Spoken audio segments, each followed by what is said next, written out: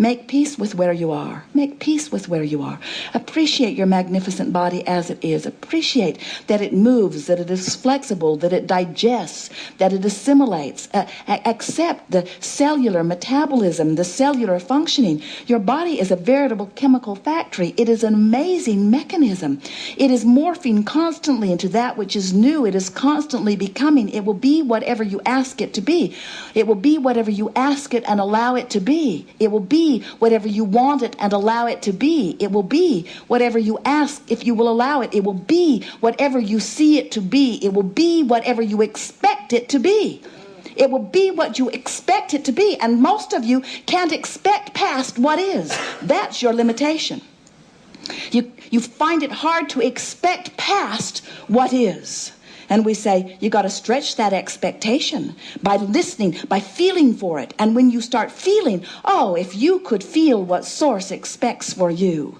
And that's why so often you feel such strong negative emotion. That's that fear and inadequacy that you were describing earlier.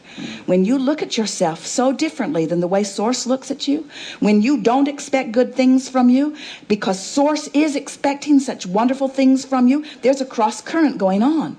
When you expect things to go wrong with your children and Source expects things to go well with your children, there's a cross current going on. When you expect the economy to collapse and the Source within you expects it to cycle like it always does and rebound and recover and be stronger than ever, you're cross current with your vibration, you see. You have to see it as you want it to be. Never mind what is. What is does not mean diddly squat.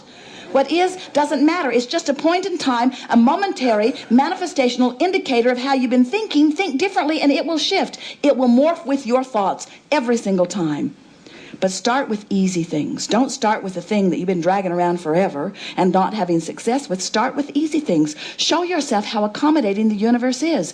Pick something that you haven't thought that much about, so you haven't been beating a negative drum about it. Pick something and think about it and contemplate it and watch how fast the universe brings it to you.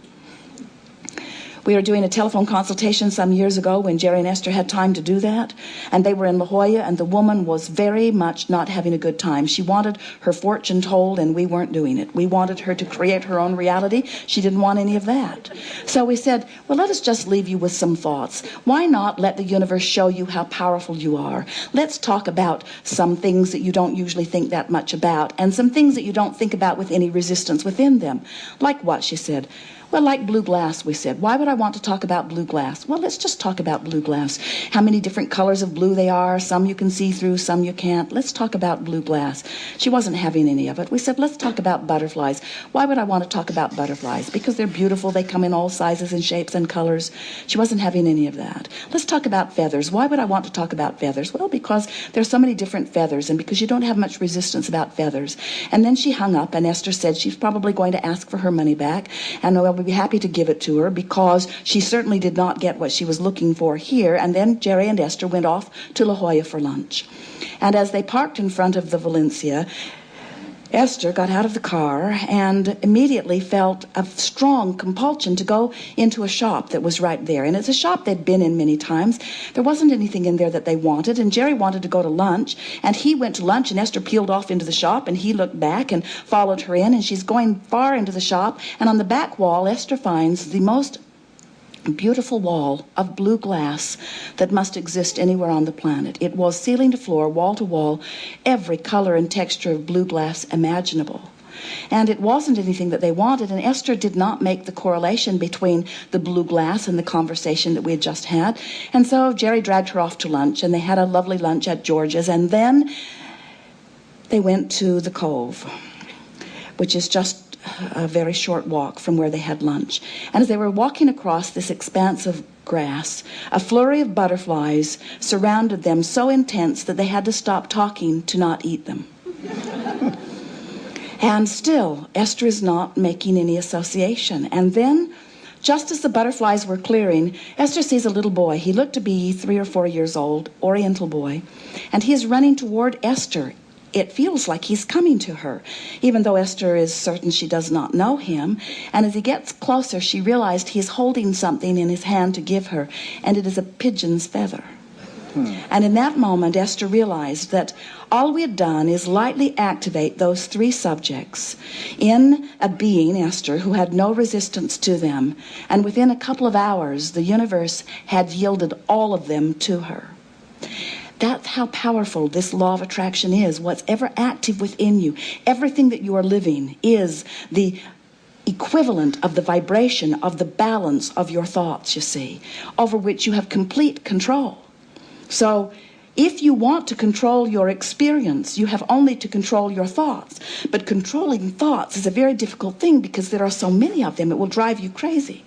But if you will have a quest for a feeling, if just a quest for warmer, warmer, warmer, warmer, downstream, downstream, downstream. Just develop an appetite for the better feeling thoughts.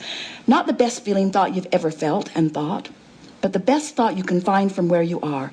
Just make an effort to make the best of things. Talk things into a better feeling place. Have you ever known someone who has a problem and you try to soothe them and they pull it back?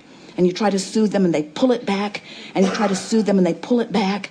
Well, what you're wanting to do is the opposite of that. You're wanting to be one that pulls it downstream deliberately, that just tries to make it a little better, tries to line up a little more with who you really are. And when that becomes your nature, imagine what it would be like if you were reaching for a better feeling thought and reaching for a better feeling thought and reaching for a better feeling thought and reaching for a better feeling thought on the myriad of subjects that present themselves to you on a daily basis. If you are consistently, even 20% of the time, reaching for a better feeling thought, you're improving your vibration. And as you improve your vibration, everything that touches you improves too. It's so much fun to be deliberate about thought. And we don't know of a better way to do it than to care about how you feel. And many of you have given up on that a long time ago. You've given up on how you feel. And that's what you were demonstrating here in this conversation. Funny, we say to people, if you'll reach for a better feeling thought, and they'll say, yeah, but what will that get me? Will that give me the lottery winning ticket? Will my lover come today? And we say, no, probably not. And they say, then why should I do it? We say, because you're going to feel better. Yeah, but will I get what I want? Well, not immediately. Then why should I do it? Because you'll feel better. Yeah, but isn't there a better reason?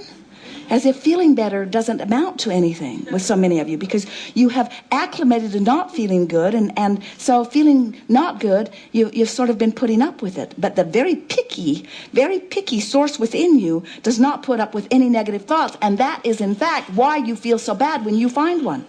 Do you know that negative emotion means you're thinking a thought in a way that the source within you will not think it, which means your source energy will not join you in that thought? Doesn't that tell you something? The source within you won't go there. You're holding yourself out there on the raw and ragged edge. Don't you think you want to go with the direction of thoughts that the source within you is thinking? Well, that's the best sales job we've done lately. Good.